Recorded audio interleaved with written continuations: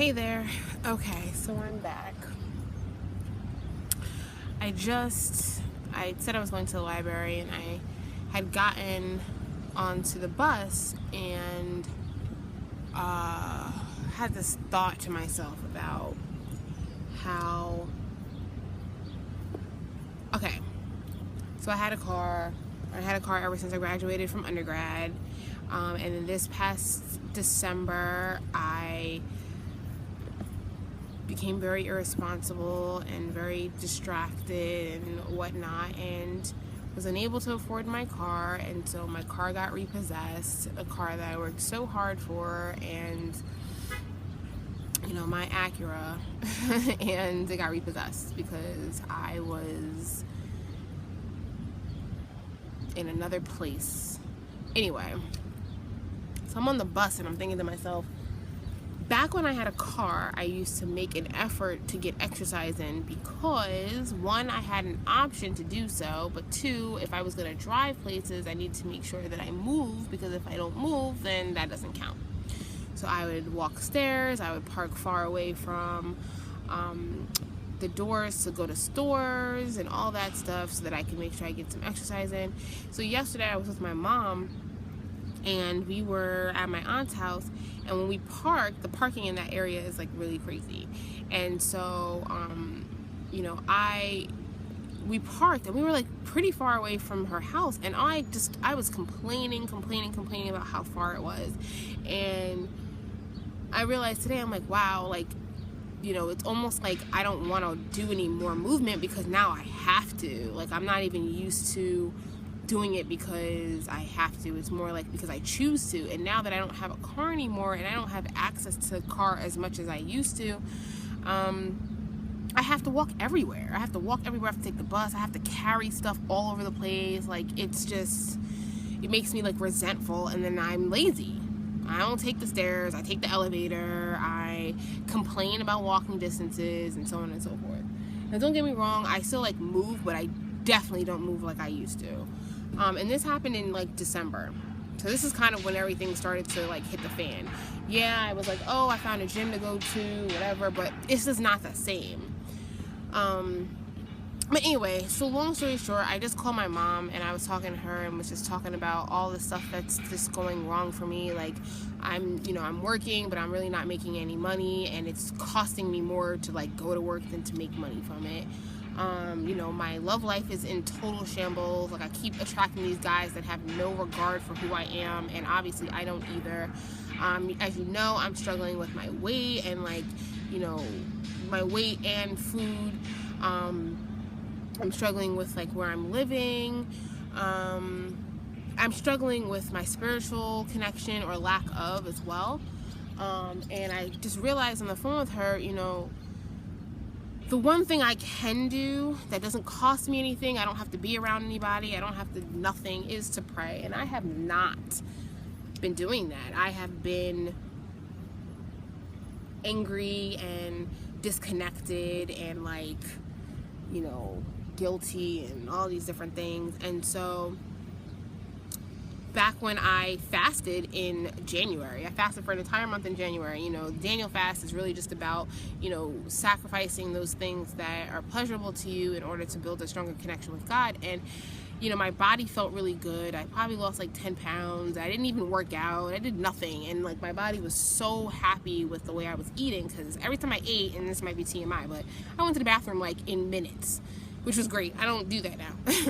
I had no dairy, no sugar, no caffeine, no stimulants of any kind, really. No meat. I ate like tofu, rice, and beans, and like vegetables and fruit. And that's definitely not what I do now, because right now I would like a cup of coffee. But anyway, so that's one thing I realized. Now, granted, I feel like fasting in that way is not something realistic. I'm sure that some people do it, but it's just, I don't know. So I stopped after like a couple months. So what I'm present to right now is that spiritually I'm off.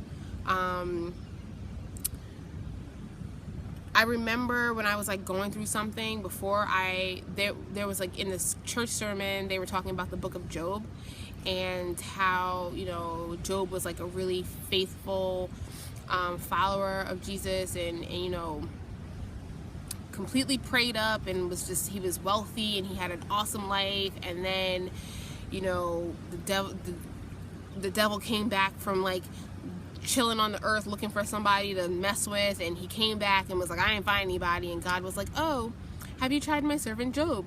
And mind you, I don't know the entire story, so I'm just talking about what I remember. And you know, God pretty much offered him up, like, try him. And you know, that's a testament to show that, you know, Job was so faithful that God was like, my guy Job, my son Job, he's not going to turn his back on me regardless of what you do to him. And the devil's like, I bet you he will. And he's like, go ahead and give him a shot. He's like, you can do anything you want to do to him, but you just can't kill him. So devil's like, game on.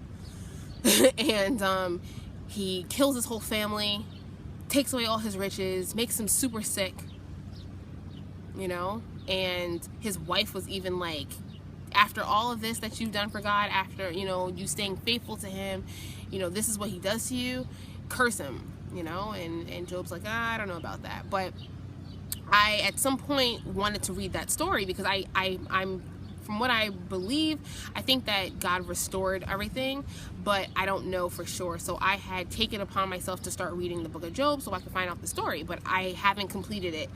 So that is something I'm going to put into place because I clearly cannot control my finances. I can't seem to control how I eat. I can't seem to control, you know, the freaking men that keep coming in contact with me. I can't seem to control, you know, my living situation. But the one thing that I can do that costs nothing, that requires nothing of me but just time and diligence and, you know, is prayer. And so I actually had a war room at some point, and I like put my clothes back into my closet.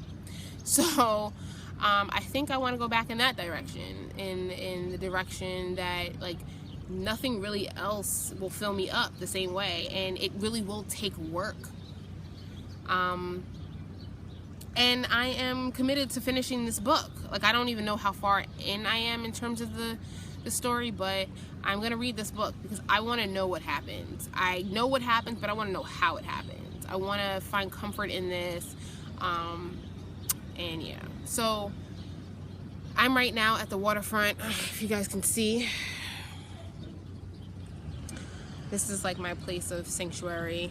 And over there, if you can see the construction space back, like, and anyway, I used to sit under there and read and under a tree and everything, but then they have destroyed it and they're building construction. There's construction over there, so now that place is not available to me anymore. So my plan right now, and I know this is like a long journal entry, but I really wanted to share it in the way that it's designed for me to journal, you know, whatever is coming up for me, whenever, however. This is something I just stumbled upon right now. I am going to be diligent in my prayer. That's what's going to happen. I don't know if I'm going to work out. I don't know how I'm going to eat, but I know that I'm going to talk to God, even if it's for 5 minutes, on purpose. And I'm going to read the book of Job, and I'm going to finish reading it, and I'm going to embrace whatever it is, whatever the message is, because this is it, you know. And like I said in my other video, that I'm pretty sure that this is all done on purpose, and I'm being tested right now. My faith is being tested, and you know, I can't do it by myself.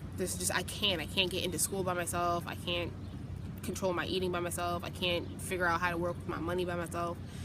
But I know God has my back, and he's got a bigger plan for me, and this is part of it. So that's all I have to say for today. All right, peace out.